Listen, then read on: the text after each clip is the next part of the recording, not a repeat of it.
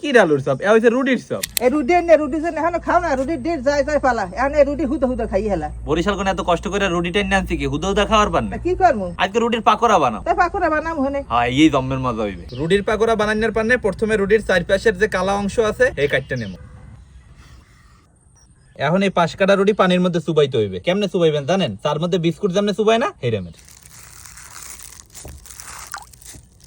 এখন রুটি চিপটা পানি বাইর করতে হইবে, মোড়েও যেন পানি থাকে না মনুরা। এখন এই সাইপে নেওয়া রুটির মধ্যে দিব কুচাইনা পেঁয়াজ, কাঁচা মরিচ, মরিচের গুঁড়ি।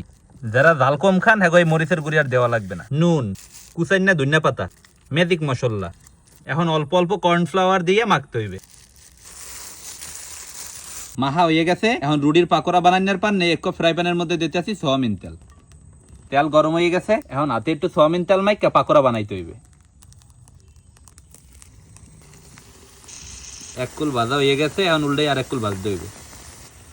আম্মু এই রুটির পাকোড়া তুমি কোন সময় খাইছো? না কোনো সময় খাই নাই। আজকে খাবা আনে, খাইতে কলম দারুণ মজা। রুটির পাকোড়া বানানো হয়ে গেছে। এখন উড়াইতে হইবে। রুটির পাকোড়া প্রথম খোলা আমার হাতে, এখন পরের খোলা ভাজতে হইবে। ও কি আম্মু পরের খোলা হুদা পাঁচ গো।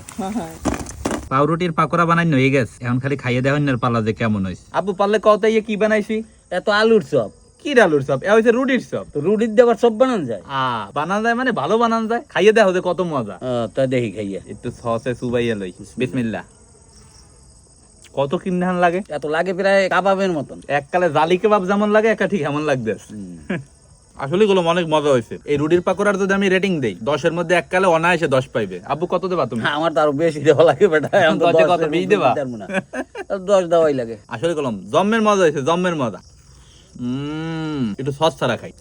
আব্বু সস ছাড়া আরো বেশি মজা, একটু খাই দেখো। আসলেই তো অনেক মজা লাগে। ঠিক পাইলাম তোমার।